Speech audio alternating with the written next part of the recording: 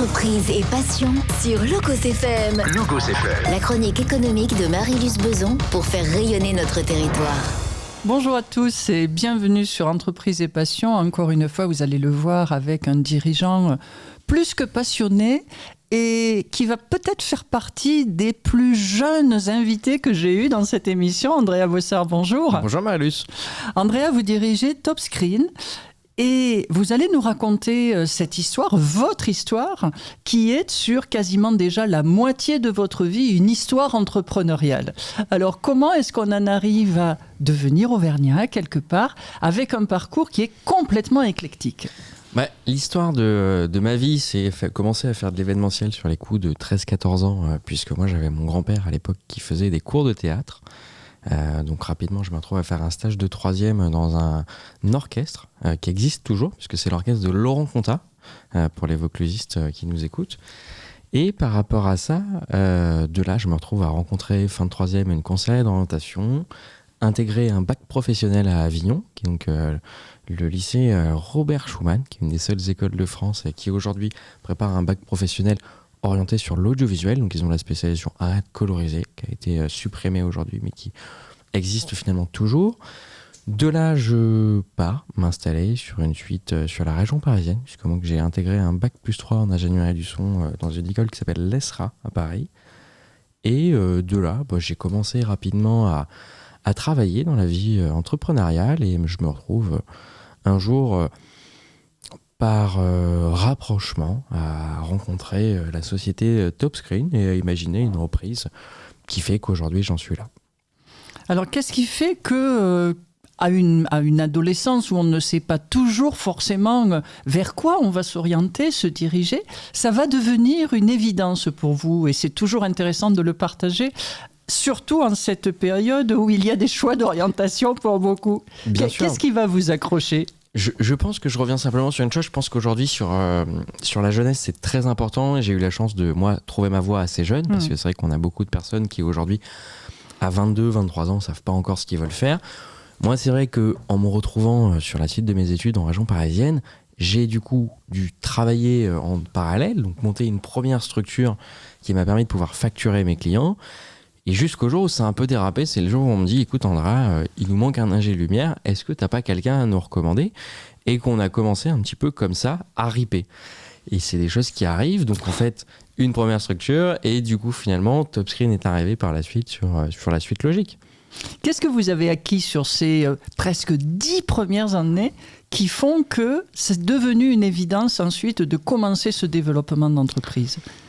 Je pense qu'une évidence, je ne sais pas, je pense que si aujourd'hui on parle de l'actuel, où on est dans des métiers où maintenant il faut se réinventer, parce que je pense qu'il y a quand même aujourd'hui avec les IA qui sont arrivées, et puis AliExpress pour les citer, qui a quand même rien arrangé, il faut se réinventer et avancer sur quelque chose de nouveau. Donc aujourd'hui, voilà, c'est de réfléchir au bon fonctionnement, au beau produit et de fournir une prestation clé en main à un client, tant sur la partie audiovisuelle, mais que sur la qualité des prestations annexes qui vont s'y retrouver. Donc voilà, moi Topscreen c'était une société intéressante. Après, on est sur quand même une année qui est assez dure pour l'événementiel, mais c'est pas grave, on avance et on se réinvente. Et donc, vous nous dites qu'il y a eu cette création au départ d'entreprise sur Paris où vous êtes installé depuis maintenant quelques années, avec la création d'une première entité qui était tournée déjà vers l'événementiel, qui était entièrement dédiée à l'événementiel. Et vous allez avoir connaissance de cette entreprise Topscreen sur Clermont-Ferrand, qui est connue, reconnue depuis 30 ans. Qu'est-ce qui va vous intéresser ? Qu'est-ce qui va faire que vous allez vous dire « c'est pas sur Paris, j'achète, c'est plutôt en Auvergne ». Je pense que la région parisienne, c'est quand même un secteur qui, d'un point de vue professionnel, c'est le tournant. Mais aujourd'hui, il y a quand même beaucoup de sociétés qui sont déjà implantées, où aujourd'hui, il y a un fonctionnement qui est là-bas différent, alors que sur la place auvergnate, on est quand même plus sur quelque chose basé sur l'entraide et le fonctionnement est assez différent. Donc c'est bien de retourner sur une base sereine et pas de se retrouver finalement à chercher à rester sur la région parisienne à vouloir se placer vis-à-vis d'entreprises qui sont beaucoup plus importantes, sans en citer un nom X ou Y. Donc voilà, la place Clermont-Ferrand était intéressante comme emplacement géographique. Et puis je crois, c'est ce que vous m'avez expliqué quand nous avons préparé cette émission, il y avait aussi cette notion qui vous porte, parce que, je redis, malgré votre jeune âge, vous êtes un visionnaire en tant que chef d'entreprise, et vous aviez cette envie de vous implanter un peu sur ce cœur de France, je crois. Oui, parce que en fait, si on prend une carte de France, qu'on prend la région parisienne, ça permet de zoner toute la partie Hauts-de-France, mais on est vite limité. Clermont-Ferrand, l'avantage, c'est que c'est un peu un cœur névralgique. J'étais à Limoges hier, donc on est à moins de 3 heures de route de Limoges. En même temps, on n'est pas très loin de Lyon. On descend un peu plus, on reprend l'autoroute, on peut descendre jusqu'à Avignon. Donc ça permet de finalement prendre la carte de la France en deux, la couper et avoir un point névralgique. Puisqu'après, dans le secteur, on a quand même aussi pas mal de festivals qui s'organisent cette année sur notamment le secteur de Chambéry. Il y a aussi Vulcania qui n'est pas non plus hyper loin. Et il y a quand même toute une base de points névralgiques qui font qu'aujourd'hui, Clermont-Ferrand est un peu le cœur névralgique de la France en réalité. Et ça va être un plateau justement de rayonnement pour vous sur cette activité. Alors, rappelez-nous ce qu'est l'activité de TopScreen. Alors, TopScreen, c'est initialement une entreprise qui s'appelait Arturia, si je ne dis pas de bêtises. Aventuria, pardon. Il y a une vingtaine d'années, qui a ensuite repris et qui devient TopScreen, qui est spécialisé aujourd'hui dans les prestations visuelles, donc son, lumière, vidéo, tant sur la partie événementielle que sur la partie intégration audiovisuelle. Donc, événementiel, on va être sur le principe de location de matériel avec fourniture ou non de personnel, les vœux d'une mairie, une soirée d'entreprise, un comité de direction. Là où, à la différence, la partie intégration audiovisuelle, pour le coup, on va réfléchir avec un process un peu plus avancé en fonction des besoins du client. Aujourd'hui, on est chez Logos. Ça pourrait être l'intégration audiovisuelle son et lumière de Logos FM. Ça pourrait être une salle événementielle qui va préférer acheter son matériel, où on va réfléchir à toute la partie technique, tant sur la partie son, lumière, vidéo qui va être là-dedans, mais également pouvoir réfléchir après sur la partie acoustique, puisqu'on a une partie acoustique, donc aujourd'hui sur les établissements recevant du public, donc plus communément les ERP, on va avoir des législations à respecter. Donc aujourd'hui, si on prend l'exemple d'une boîte de nuit, par exemple, qui voudrait investir dans du matériel, en amont, on va réaliser un projet par rapport aussi, en prenant en compte leurs finances, leurs besoins, et un certain nombre de facteurs à prendre en compte. De là, on va réfléchir à une ergonomie de travail. Une fois qu'on va avoir défini tout ce process et qu'on va être en adéquation avec ça, on va faire l'intégration. Derrière ça, on va réaliser donc une étude d'impact, une EINS qui va légir, de dire, voilà, vous, votre établissement, vous êtes situé à tel endroit, donc par rapport à ça, vous avez droit à tant de niveaux sonores, qui aboutira ou non sur la pose d'un limiteur acoustique qui viendra limiter les niveaux sonores en fonction de l'emplacement. Donc voilà, ça nous permet d'avoir quelque chose d'assez complet. Le lien entre l'intégration et la prestation permet aussi d'aller compléter des clients. Un client sur lequel on va faire une intégration audiovisuelle qui aurait par exemple un jour besoin de 2 enceintes en plus, plutôt que d'aller acheter 2 enceintes en plus sur un événement ponctuel, il peut se permettre de dire là pour le coup je passe sur la partie location et je vais les louer pour une soirée. Voilà. Donc voilà un peu les activités de TopScreen, donc tout ce qui va être orienté sur la partie son, lumière, vidéo, et après également on a récupéré l'année dernière la distribution de Varifone qui est une société belge, donc on a également une carte d'audio-prothésiste qui nous permet de rattacher une carte supplémentaire à notre arc et de pouvoir accompagner nos clients sur la protection de leurs salariés, si c'est des usines ou des choses comme ça. Alors Varifone, peut-être pour nos auditeurs, peut-être expliquer un peu, parce que là, on est vraiment dans la technique. C'est vrai, j'en accorde. Varifone, c'est une société belge qui est basée à Pier, en Belgique, et qui est spécialisée dans tout ce qui va être protection auditive sur mesure et in-ear monitor, donc c'est les retours dans les oreilles pour les artistes, où on va du coup nous avoir un travail d'audiologie. Tant sur la partie artiste, on travaille aujourd'hui avec plusieurs plateaux télé, sur des choses comme ça, que également avec certaines grosses usines qui ont 80-100 salariés qui doivent protéger les oreilles de leurs salariés, puisqu'aujourd'hui, ça c'est légi par le Code du travail.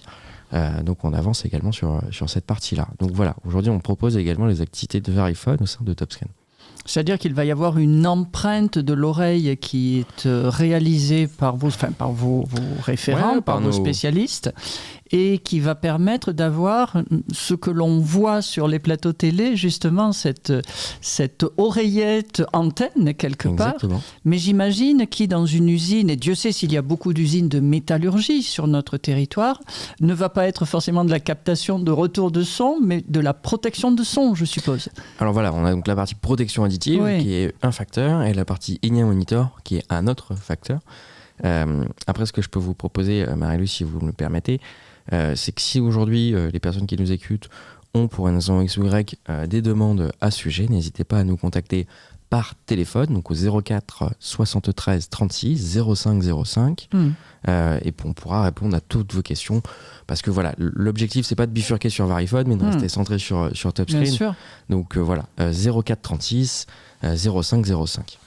Avec cette dimension justement culture presque injectée dans l'intraveineuse que vous avez autour de l'événementiel, qu'est-ce qui a pu à un moment justement faire que ce développement ici, vous vous êtes dit c'est plus de la reprise que de la création? Parce que là aussi c'est un véritable sujet que j'aborde régulièrement en tant qu'élu de chambre de commerce, c'est cette partie, est-ce qu'on doit créer, est-ce qu'on doit reprendre? Et beaucoup de jeunes s'installent aujourd'hui. Vous avez fait ce parcours pendant vos études de tâtonner un peu. Vous avez posé votre modèle économique. Et par rapport à ces deux manières de faire, quel recul vous avez de ça? Je pense qu'aujourd'hui, il y a deux choix à faire. Voilà. Soit il y a l'onglet d'avoir un projet, de vouloir monter son projet, de tout faire pour le mener à bien. Donc ça va être plutôt l'onglet création d'entreprise. Mais je pense que le problème de beaucoup d'entrepreneurs, c'est que un projet qui marche pas, rapidement, faut en fait le clôturer et passer à un autre sujet. Et je pense que là où certains ont du mal, c'est qu'ils persistent à vouloir mener à bien un projet qui marchera pas par la suite, et ça les pousse à l'échec. En face de ça, la reprise d'entreprise, elle est intéressante sur beaucoup de sujets, parce qu'aujourd'hui, une entreprise qui va exister depuis 50 ans, elle a quand même une notoriété, elle a une base, elle a un pied et une clientèle. Donc, quand en fait, généralement, des entreprises, leurs gérants ou leurs dirigeants sont en fin de carrière, qui partent à la retraite, deux options pour eux. Soit ils ont déjà quelqu'un dans l'entreprise qui est prêt à la reprendre. L'option numéro 2, c'est de la mettre en vente. Dans les deux cas, s'ils ne trouvent pas chaussure à leurs pieds, ils liquident la société, ils la clôturent, et c'est une société qui disparaît. Donc c'est pour ça que voilà, la reprise d'entreprise est quand même très intéressante aujourd'hui sur le milieu. Vous évoquiez en début d'interview cette dimension de se réinventer, encore plus au travers de tout ce qu'apporte l'IA. Et dans cet accompagnement client, vous évoquez souvent la notion de bienveillance, d'écoute et d'innovation. Alors comment est-ce que vous apportez concrètement tout ça ? Aujourd'hui, sur la partie globale, les gens, je pense que maintenant, aujourd'hui, de façon générale, ils veulent un clé en main. Ils ne veulent plus avoir 15 interlocuteurs. Ils ne veulent plus devoir il faut que je rappelle le traiteur, il faut que je rappelle le ci. Ils veulent un même interlocuteur qui va gérer tout, qui va délaisser, qui va pouvoir leur dire de penser à autre chose.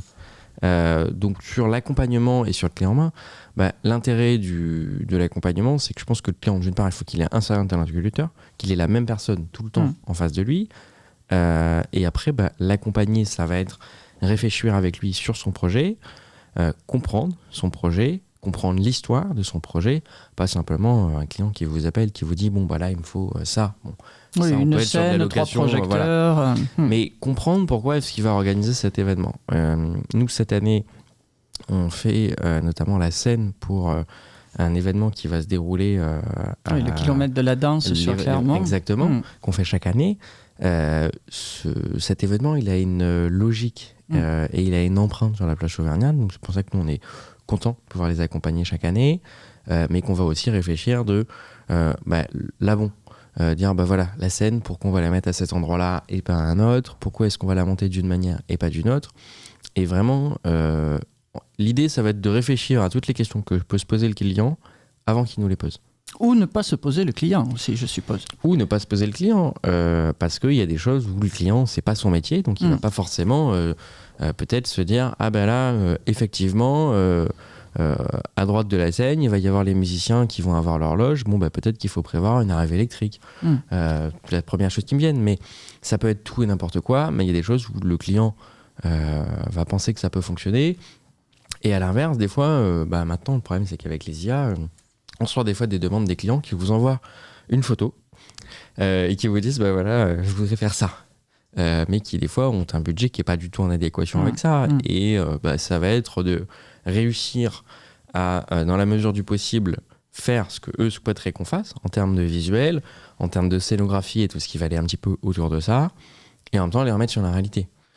Parce que y a quand même une question financière, parce qu'aujourd'hui sur l'événementiel, on va avoir l'onglet matériel, mais le gros coup derrière, vous le savez mieux que moi Marie-Luce, c'est l'humain.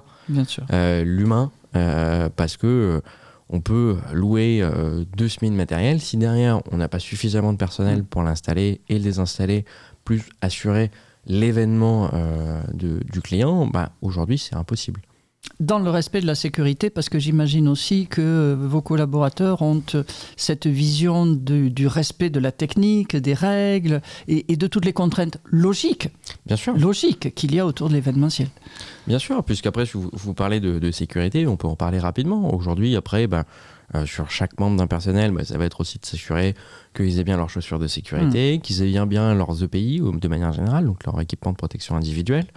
En fonction d'où on va se situer, il va y avoir aussi des équipements de protection collective, donc ça va être du balisage, du barriérage, des choses comme ça. Donc aussi, toutes ces choses-là, on est obligé d'y faire attention. Si demain, on va monter une scène importante avec de la structure, des choses comme ça, il va falloir aussi des baudriers, il va falloir des personnes spécifiques pour cette activité-là et pouvoir aussi avancer là-dedans. Alors, dans la dimension, justement, je ne vais pas dire anecdote, mais grandes aventures que vous avez pu vivre au fil des ans, des moments qui vous ont marqué, des rencontres, je l'imagine, parce que dans nos métiers, il y a toujours justement des rencontres qui sont assez exceptionnelles et impactantes, mais surtout qui font grandir. Et qu'est-ce qui a est-ce qu'il y en a comme ça au fil des ans qui vous ont particulièrement marqué ? Des anecdotes, j'en ai un petit peu sur tout et rien. Je pense qu'aujourd'hui, on peut aussi se rappeler, d'un point de vue anecdotique, des étés où on peut partir avec du matériel en pensant qu'on va arriver sur un événement, que tout a été millimétré et que les choses vont très bien se passer, que ça va rouler, et arriver sur un événement. Nous, chaque année, on fait le bal des pompiers d'une caserne qui n'est pas très très loin, qui réunit quand même plus de 5000 personnes. Où on bosse le projet chaque année en partenariat avec un confrère. Nous, on gère que la partie du coup sonorisation, parce qu'on a également, on travaille énormément avec une marque qui s'appelle APG, donc on a un contrat de développeur vis-à-vis de cette marque. Et donc on va sur cet événement, sur la partie sonorisation, où en l'occurrence, lui, il y a un salarié qui s'est blessé, donc finalement, ça a engendré du retard. Nous, on devait arriver sur les coups de 16 heures, installer le système son, faire ce qu'on va appeler le calage système. Donc ça veut dire qu'on va faire différents réglages pour s'assurer qu'il fonctionne correctement, repartir, revenir le dimanche. À 23h, on était chez nous, c'était réglé. Et en réalité, on est rentré à 4h du matin parce que un salarié qui manque crée du retard, parce que du coup, il manquait une personne pour pouvoir avancer efficacement, et ainsi de suite. Donc voilà, c'est aussi avancer sur des choses comme ça. Comme à l'inverse, on peut en voir des moins drôles, des événements qui se passent super. Moi, je pense à un événement qu'on a fait il y a 2 ans, où en l'occurrence, il y avait un pupitreur lumière qui était avec nous, et l'événement s'était super bien déroulé, et on attendait un camion pour le charger, et sa voiture était juste à côté. Donc en fait, lui, il a mis tout son sac avec toutes ses affaires dans sa voiture, le temps qu'on finisse de charger le camion, donc il restait 25 minutes. Et pour le coup, c'est des anecdotes qui sont moins drôles parce qu'au bout de 25 minutes, en l'occurrence, le moment de partir, il a vu sa vitre cassée, tout son matériel qui avait disparu. Donc, c'est des anecdotes qu'il y en a dans les deux sens. Mais du coup, avec ces anecdotes, c'est vrai que du coup, on en vient aussi à, par la suite, réfléchir et envisager derrière process pour éviter que ces choses-là arrivent. Donc voilà, 2 anecdotes, Marie-Luce. Autant que faire se peut. Et avec ce socle qui est le vôtre, sur lequel vous revenez souvent, qui est le mot agilité.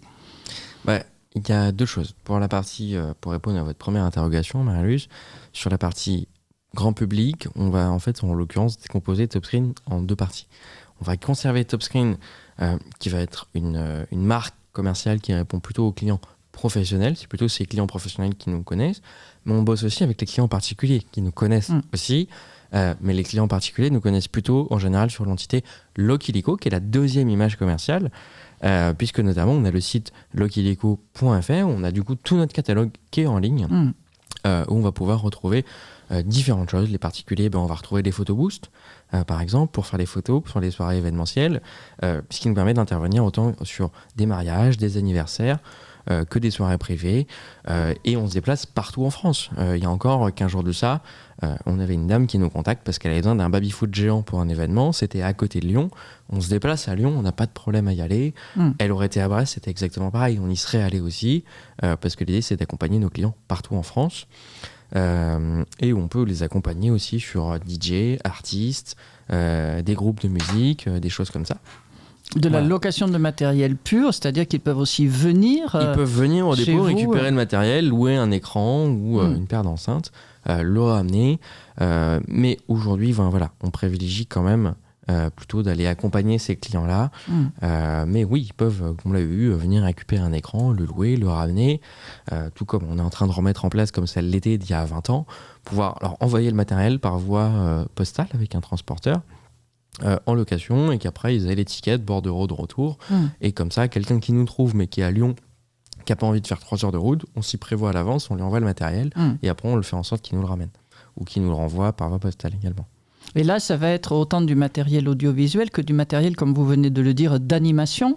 Ça peut être de la déco, ça peut être du matériel gonflable. Il y a vraiment la palette totale. Il y a la palette totale, parce que ça peut être du son, de la lumière, de la vidéo, des jeux gonflables, des machines à effets spéciaux, du mobilier, des tentes de réception, enfin tout ce qui touche de près ou loin aux besoins en lien avec l'audiovisuel que pourrait avoir un besoin client.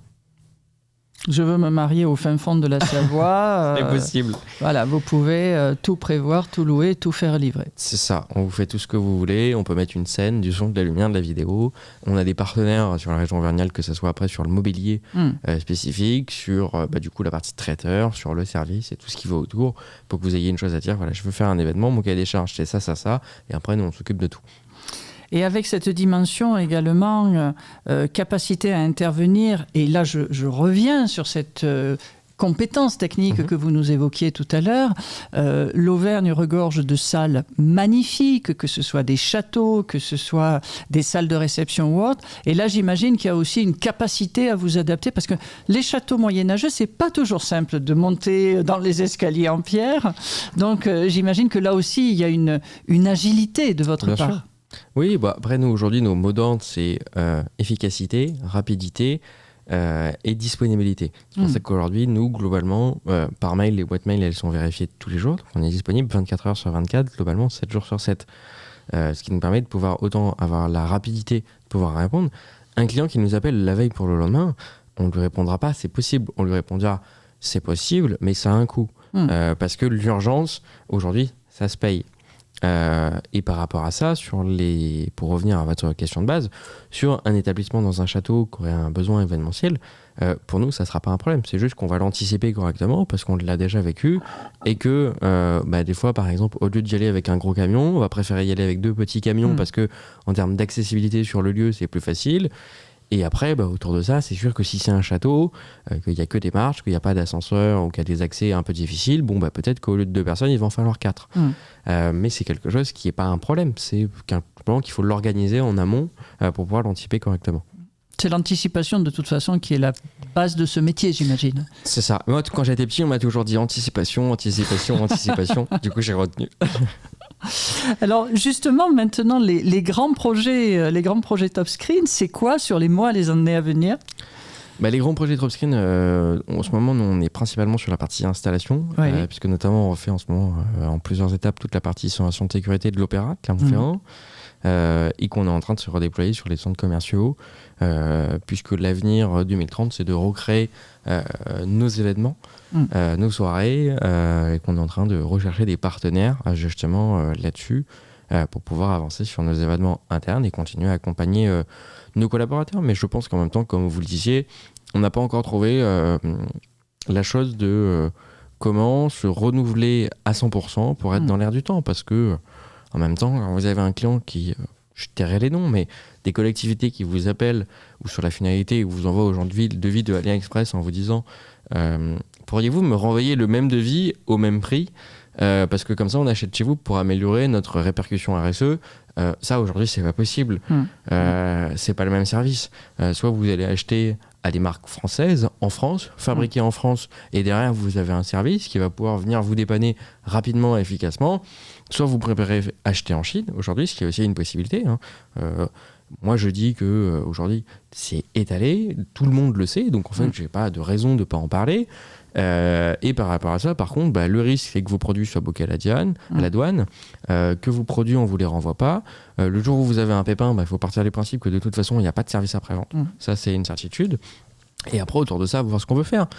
Moi j'ai pas pour vocation à être les plus chers ou les moins chers du marché. J'ai pour vocation à accompagner mon client avec un service.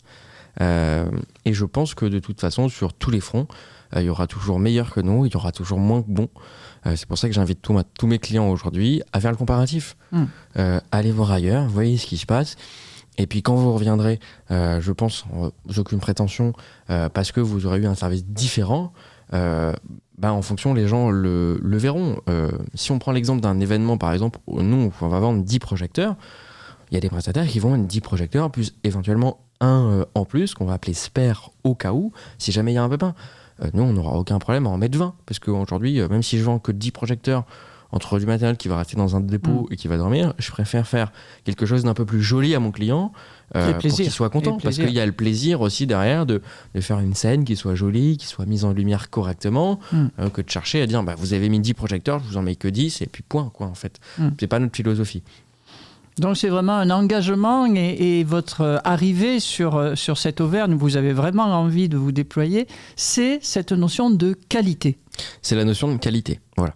Aujourd'hui, moi je dérangerai pas avec la qualité, mais la qualité ça se paye. Et c'est pour ça qu'après il faut trouver le bon entre-deux pour pouvoir se positionner et qu'aujourd'hui, nous il y a des sites où on va préférer leur mettre du matériel en location longue durée finalement, dire voilà, vous avez un site en Auvergne, vous avez 50 événements par an, plutôt que installer, désinstaller, installer, désinstaller le matériel, on va faire des contrats finalement de prestations où on leur laisse le matériel à disposition.